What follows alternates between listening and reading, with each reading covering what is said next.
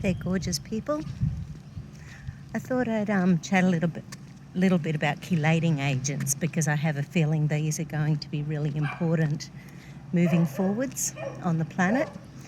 And as you know, because I've got over 25 years experience and I've actually helped lots of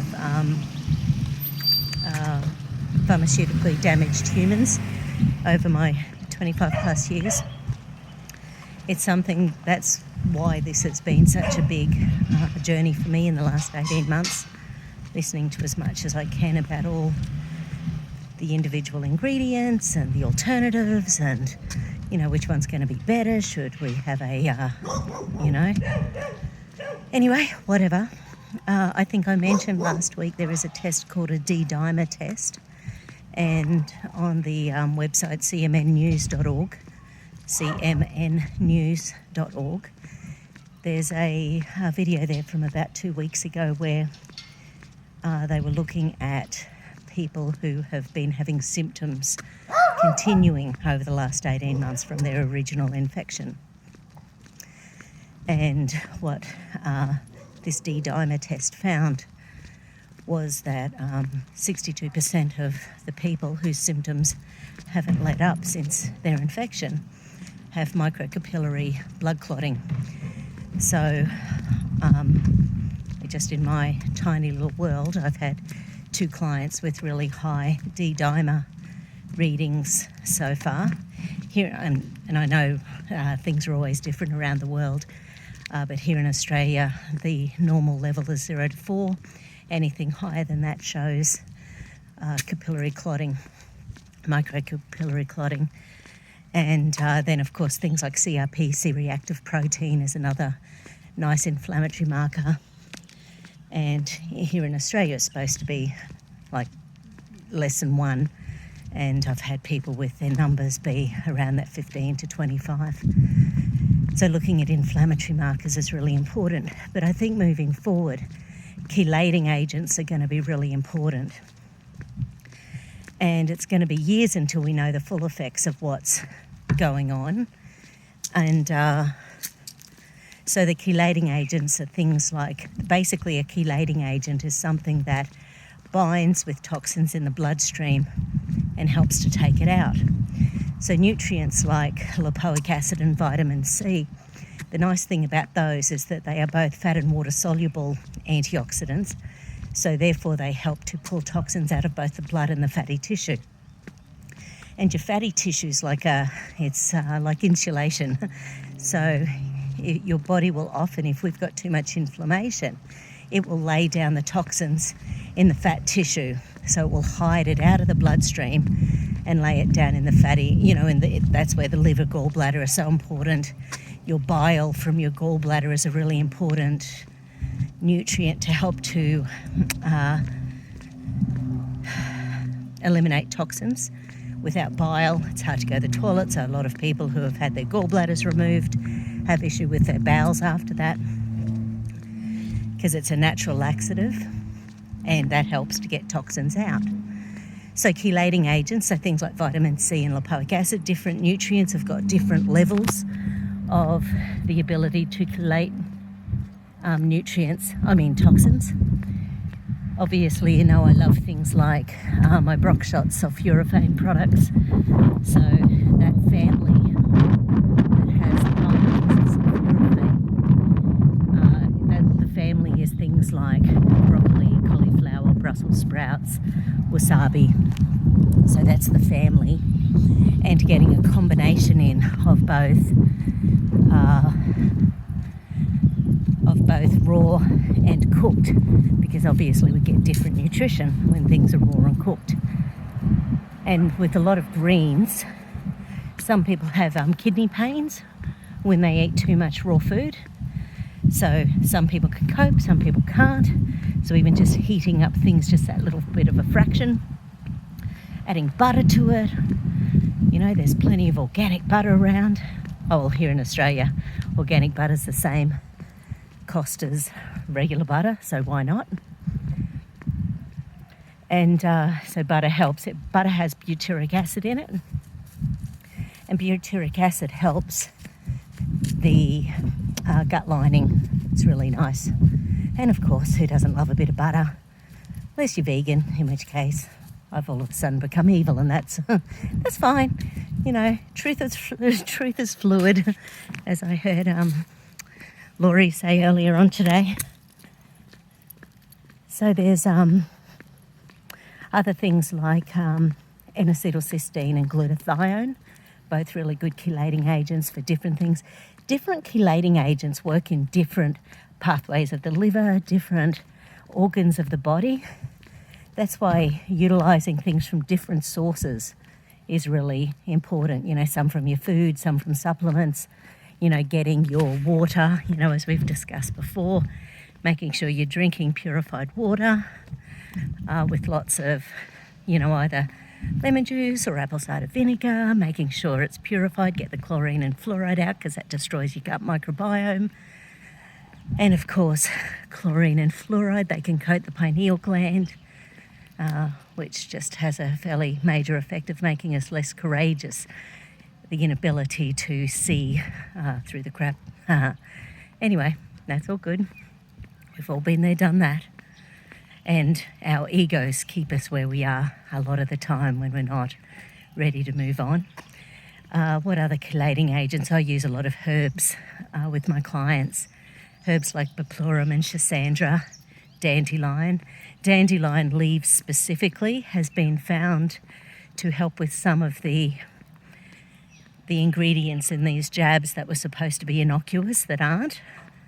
So once again, I get dandelion leaves in liquid herbal tonics, but the dandelion root is good for the liver, the dandelion leaves is good for the kidneys, but it's the dandelion leaves that I heard on the Health Ranger. You know, some study has just been released. I'm trying to think which part of the jab it was that helps with. I can't. Potentially the nanotechnology. No, I can't remember. Anyway, there's also people talking about pine needle tea. We can't even get that here in Australia. Everyone I know is sort of on a 3-month waiting list trying to get it because there was some information out there about that. But there's lots of things that do that same sort of thing. So I think chelating agents are going to be really important. I think getting your nutrients tested in your blood. I'm going to get hubby and we hate blood tests. I'm terrified of needles. So, you know, but I'm going to get things like my vitamin A, D, zinc, C, iron, ferritin, B12, you know, those sort of nutrients tested so that I've got a good base levels of all of those, as well as the usual kidney, liver, immunity. It's probably been 5 years since I had a blood test.